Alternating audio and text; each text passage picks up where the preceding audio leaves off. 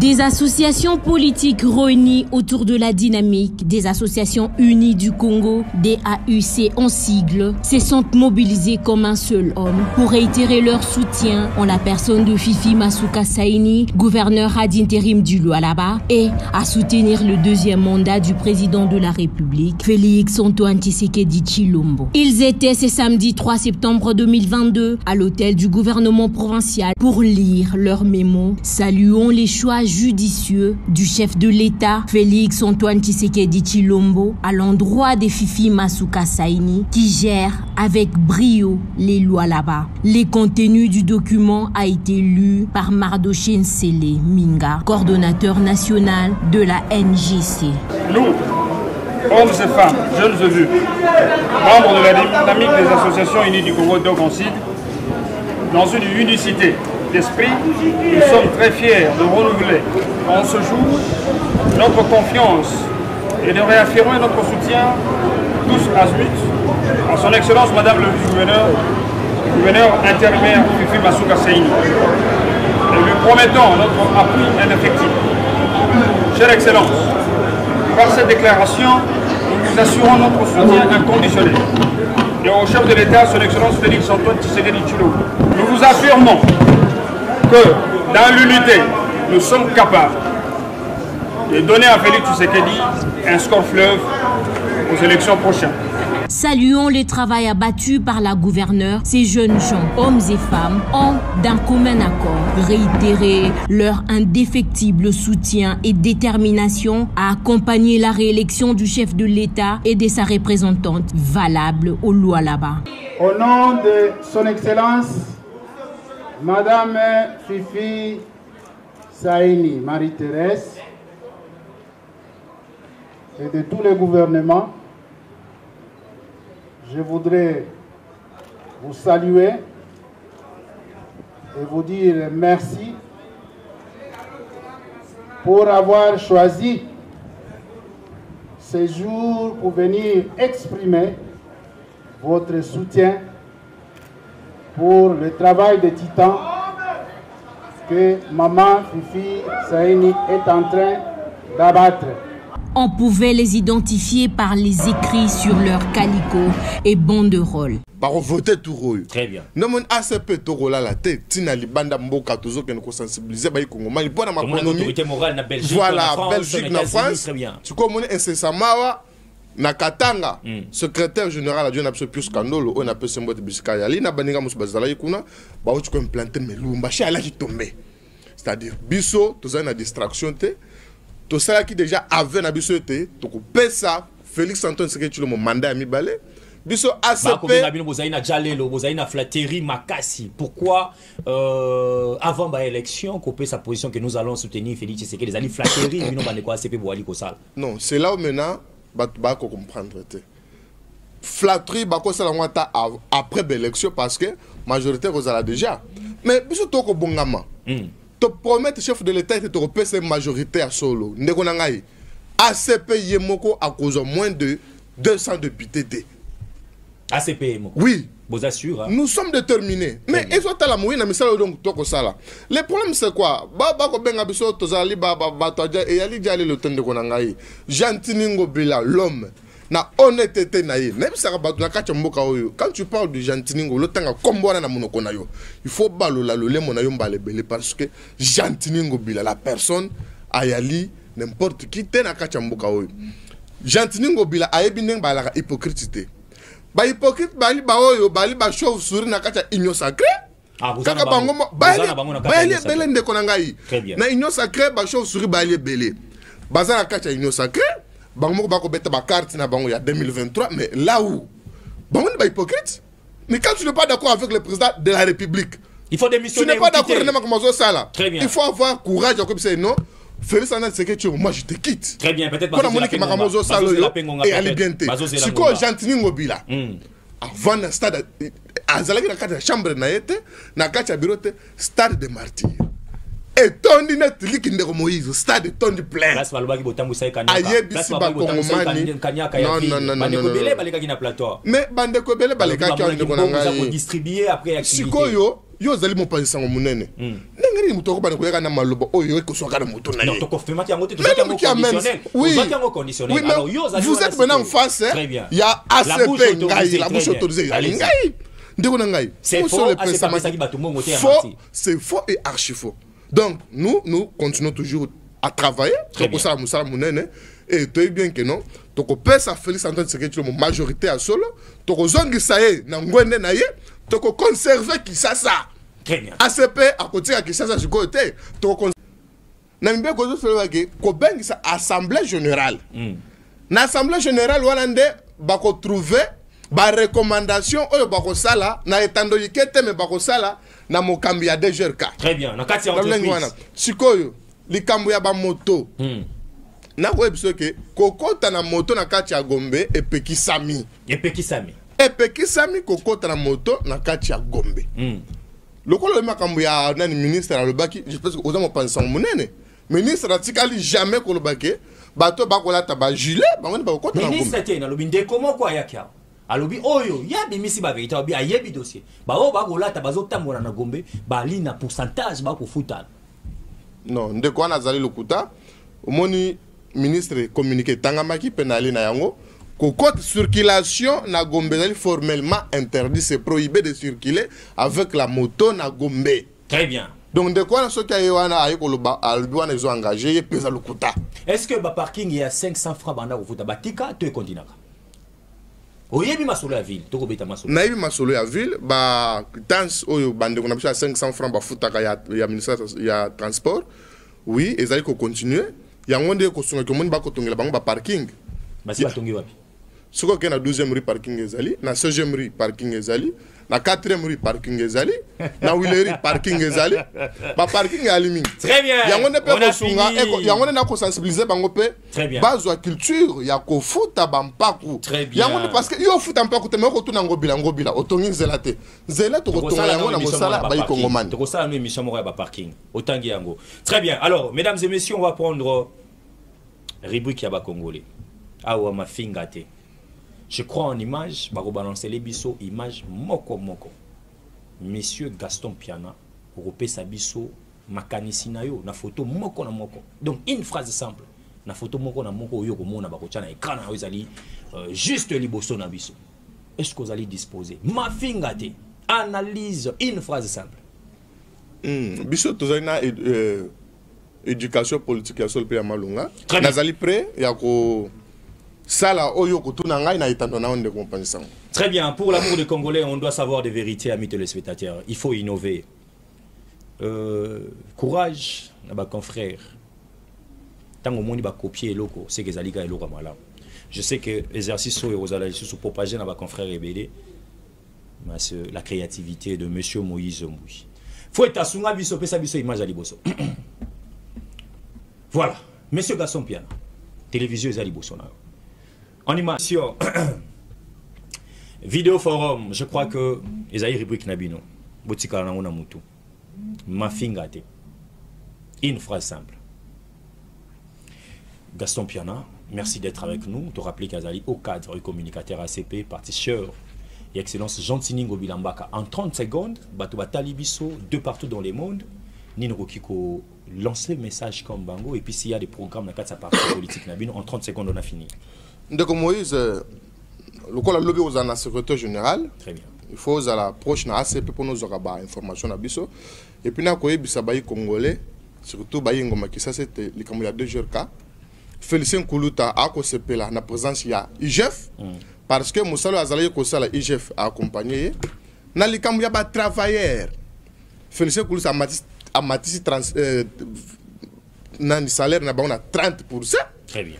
Abakisi prime tikala jamais kozala otokobenga prime de contentieux abakisi prime scolaire abakisi et lelo basignation na nyonso ayali kokokisa yango. Très bien. Gentiningo Bila azali ko incarner vision ya président de la République pona makambo oyo nyonso asali ebele depuis qui ça se banda na salamité. Voilà. Merci beaucoup, monsieur Gaston Piana. Merci à la grande équipe technique, Dete Mukendi, Fouettana, mixage, régie finale. Un grand merci à Michel, pourquoi pas à mon assistante, madame Chance. Tokuten Nabino lobby avec le CGE, Charles Mbouta Mboutou. Mais Tikatope sa clin d'œil. Na mwasi ki tokope à Boigna. Waza ko célébrer anniversaire na mokolo ya lelo. Madame Carmel Bundex. Yo lingaka bongo. Na pesio joyeux anniversaire. Depuis la ville de Bundex, Carmel Bundex Bukasa. Ba ki c'est la kayo de la part ton fils Moïse Mboui. Yo lingaka boy. Ah, on est au Kabouani, mesdames et messieurs. On se retrouve demain. Retrouvez cette émission, même heure, même chaîne. Et puis dans YouTube, au Betima Soloya Congo. Vous s'abonnez, vous partagez, belé. Au revoir. Kadiosa. Congo Ndemboka. Pendeko. Piana. Ali Koyeba. Maïma Kolekana Katsa entreprise à ville à Kinshasa. Mais Azali, membre était à DGRK. On a besoin de Bangwa. Monsieur le directeur général. Très bien. N'a pas accompagné Nakoya Naye. N'a pas eu Bali quoi qu'ils faussement. D'ailleurs, Félicien Koulouta a foutu Bango Pambate. Bah tu as des GRK, bah bénéficier augmentation et salaire na Bango à 30%. Net ba fonctionnaire nyonso. N'a le sala matin na DGRK. Très bien. Hormis ba prime wana nyonso wana. Après si Bango ba prime, a payé Bango donc depuis Azali DG. Mutoyo Azalina Nyongona DGRK ayalité. Voilà, le col les amas solo pe à ville question ceux qui na tuna ki angote ozala pe moi mbelinga ndeko na bana ba wewa maima koleka ndeko moka yaki isika yo fandi a pesi ba révélation na epsa ke peka na jango conditionnel ndenge to ko ba pe ayo na komina Gombe ezana ba wewa moko ba wala tabajelier bandeko wana bazana ba droit moko bazo futa na hôtel de ville. Nous sommes bazo kota te parce que ba futi ba droit te alors biko tout chaque semaine ba kenda ko verser mbongo. Alors, question na biso ya Liboué. Est-ce que ville à Kinshasa et pesi autorisation na bana ba wewa pour na landa ki ministre provincial de transport pour na maimata Gombe. Est-ce que ba autoriser ba moto et ça la na commune ya Gombe toté?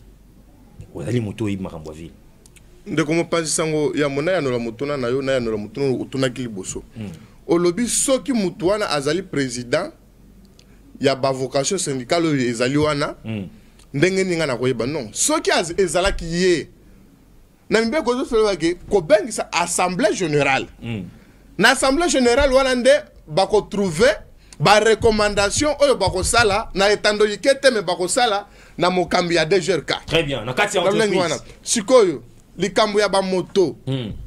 Na ko ebiso ke kokota na moto na kati ya Gombe epekisami. Epekisami kokota na moto na kati ya Gombe. Lokolo makambo ya nani ministre alobaki, je pense que oza penser monene. Ministre atikali jamais kolobake, bato bakolata ba gilet, ba ngoni ba kokota na Gombe. Ministre te na lobinde comment quoi yakia? Alobi oyo ya bimisi ba vérité obi ayebi dossier ba o ba kolata bazotambola na Gombe ba lina pourcentage ba ko futa non ndeko wana zali lokuta omoni ministre communiqué tangamaki penali na yango kokot circulation na Gombe zali formellement interdit, c'est prohibé de circuler avec la moto na Gombe. Très bien. Donc ndeko on peut to Gombe la makasi. Bon, ça la demande à Boba Roumé la Macas. Ceux qui peuplent la repère sous chance. Roumé la Macas, c'est trop dire. Mais demande. Mais Togo la Macas parce que na lobita Félix Antoine Tshisekedi Tshilombo. Na lobi biso union sacrée. Tant on peut na lobi na mutu ya Kinshasa. Na lobi ka Gentini Ngobilate. Gentini Ngobilate parfois ça lui demande parce que il y a que gouverneur constitution est déterminée. Donc si Félix Tshisekedi Gentini Ngobilate rôle bagay non ça va cette fois-ci Gaston Pena gouverneur gouverneur. Na gouverneur, c'est-à-dire c'est là c'est là c'est qui gagne. Voilà, biso to yana sia ko conserver pouvoir surtout que makamo to ko sala et ko toucher baimboka. Nous sommes sûrs convaincus que ko conserver ko constitution na Congolais. Oloboza mungamba ya peuple to ko koma wana. To kende molo to ana debi. Bato belé bazo spéculer balobi parti politique oyo ezali nango ya ndeko Gentini Ngobilate. Autorité morale nango solo ali to koyeba na 2023. La bouche autorisée. Merci beaucoup, Ndeko Moïse. Non, c'est comme ça.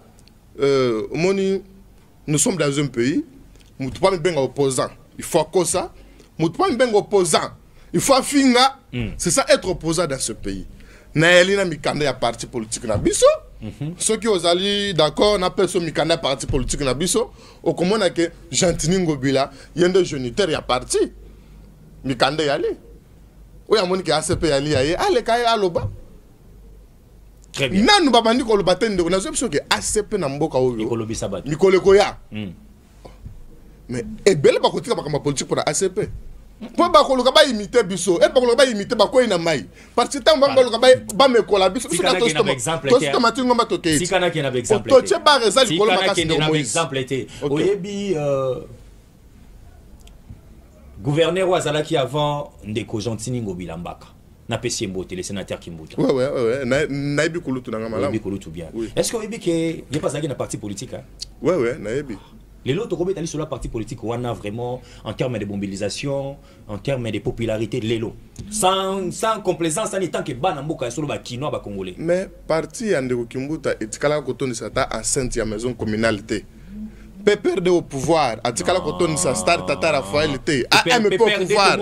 Atoni sa Tata Raphaël té. Tata Raphaël wa tout monde ndeko tika kokosa ba Ndeko Moïse. Na journaliste Tata Raphaël e kokota na kati martyr combien de fois?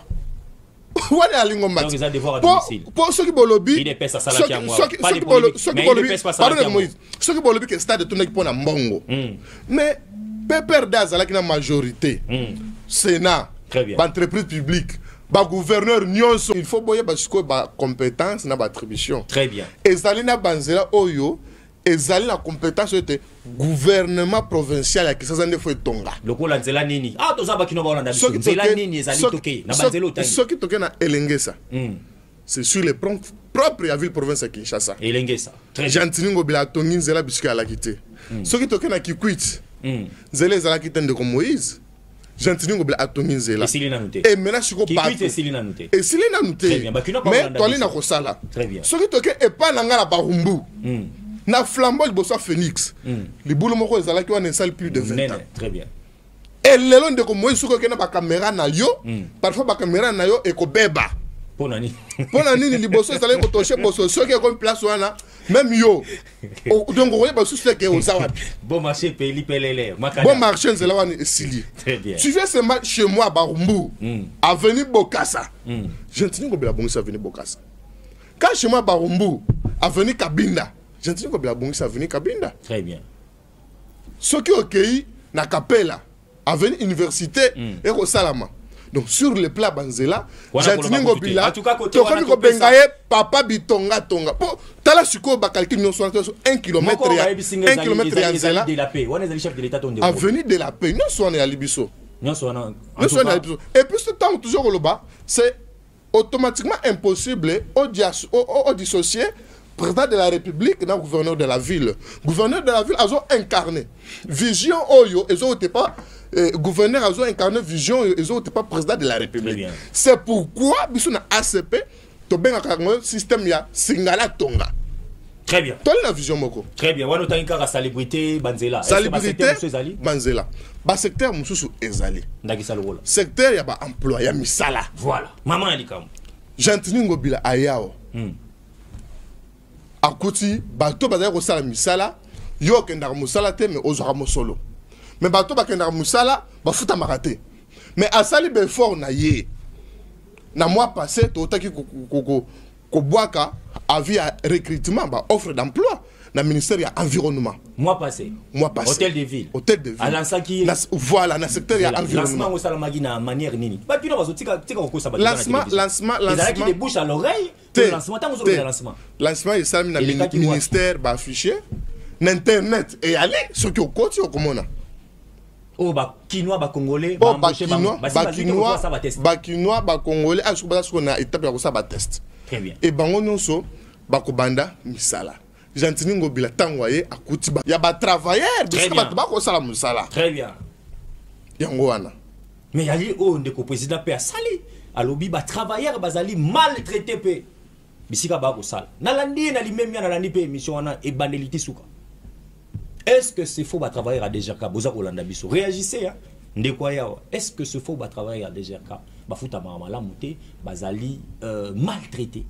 C'est pourquoi na lobby ndeko wana tant mona ki boye esengela ki aya na etando yike alo makambo ezali peut-être technique oyo ko convaincre batu ke de jour kasser makambo lukuta mais malheureusement aya na plan moko très bien commandé hein ba manipuler pour na koya ko makambo ya nyamu bino soki batu baye ko dénoncer ba politiciens oyo bazangi vitesse hein ba politiciens mutuka ekufi bango na kati nzela ba meki ko tindika mutuka tina maboko mutuka ko kende te batali balobi poto zongo ya poto mpifo fondengane ni photo tanga kombo ya gouverneur Gentini Ngobila il faut tanga kombo ya directeur général Félicien Kuluta or o ba ko loba incompétence ezali na makasi non mais ndeko na ngai pe régionalisme ezali mingi wana ngai te c'est ça ndeko wana mais na yango il faut totala siko sur le plan technique et sur le plan évaluatif incompétence c'est mutba décréter kango ndenge nini il faut le ba bien ndeko Félicien Kuluta tango comme na DGRK akutaki boy très bien mais lelo tala akitisi boy ngai ndeko na ngai nazali mutu ya ACP biso batu to ali ko kamba ville nazali na ba information ya balabala te mais ezali na kati ya entreprise et puis nazalaki na ba travailleur nyonso na suka yika na ba travailleur te na ke ko tala na ba lokasa ndeko wana toke nanu alobi makambo ya népotisme très bien et pas Félicien Kuluta non mais yali likunati Félicien Kuluta tango ya kutaki makambo ezalaki ba prédécesseur na ba salaki akutaki yango mais ye tango ye abongi sport nini azui batu selon ba expérience kelashi na bango batu batangi on a de Félicien oui très bien na niveau ya kelashi batu batangi na expérience professionnelle na bango yango ne permettre pour acha mutu na place na ye et jusqu'au preuve de contraire selon l'évaluation mutu nyonso akokamba akosala musala na lolenge sengeli na secteur na ye tango ndeko wana alobi batu ya DGRK bafutamite mais ali lukuta ndeko na ngai po na ali na lokasa sans oyo leki awa batu ya DGRK ba utiko zo mbongo na bango sans kaka o to aussi sans oyo leki batu ya DGRK batu bazali sérieux il faut baya batu na Gentini Ngobila tangi sabiso tali sabiso osala ki ndenge nini c'est ça batu ya sérieux baya ka wonkoto na sekele alors tu as fait exemple ya sénateur Kimbuta c'est parce que batu belé ba lobby batu bali na pouvoir ceux ba ko créer ba parti politique ils allons ba parti moka ya mopepe ya vent ya pouvoir ceux qui ne Congo bila sus azali suna kitu ya sikaalité to ko rapé parti on est kota nango malette ba Gaston ba ko kende bande ko songolo ba ko katisa ba ngambu. Non, il faut toyer bako distinguer, ko différencier parti politique na secte. Ndeko na ko biso te ACP lelo la kacha no sacré ba secte ezebele ba parti malete ali belé. Zobim sabilo quoi. Mais lelo mais j'assume ce que je dis monsieur Moïse. Très bien, allez-y. Mais lelo na kacha no sacré place ACP avoir ni bonga. Ezali pas pour na gouverneur ya ville présidente mais ezali vi mosala o ACP ko sala. À cause de la position de l'Union sacrée, s'il vous plaît, à cause de la position de ACP, na Union sacrée. ACP ali parmi les deux premiers. Oui. Ali parmi les deux premiers. Et puis de Moïse. Bati ACP ba congolais bazolanda. Bazali vraiment impatient à kokende na maponomi. Impatient. Impatient kokende na maponomi. Donc ACP ce que lobby maponomi. Les lobbies sont d'après. Est-ce que vous avez un candidat favori pour la députation? Est-ce que vous avez un ACP? Parce que tout le monde a activité. Bah, tout le monde lobby, na matino au commissaire. Quel était le message clé pour il qui banamboka dans stade de martyr? Est-ce que vous avez la popularité en popularité sans pour autant congolais kanga message mon comme message est clair. Le gouverneur de la ville qui est notre autorité morale. Atal sa ke bayi Congomani vision na bango atal sa ke biso objectif o tozali nango na mibu mibale oyo très bien tozali concentré to faire élire chef de l'état pour la deuxième fois to pesa majorité à solo parce que to pesa majorité et ko pesa biso ningisa mpempifo ya ko tia vision na biso na mbala moko en marche on moni que chef de l'état azalaki bloqué awa ti chiko pa ni ba majorité à soudé ko sangana ba musu bazoya ka pour la bentere mesque na bango et ça y na demi après l'élection bino vous avez intérêt personnel té na biso intérêt personnel té ndeko na ngai tango tuni soli kama ba candidat mais ba candidat va zebele oui ngamo kona donc na plateau ndeko na ngai ata to lobi lelo to ke na maponomi na barumbu Donc, attends, on continue à aller dans la Lipongi, Banabarmou Baïbikete, et lui n'a pas c'est Gaston Pian. Très bien, pas de polémique. Tout ça, nous avons moment à campagne de Robert Solo et vous allez Mbilinga en 2023. Mais on va changer de chapitre. Les émissions spéciales TACP.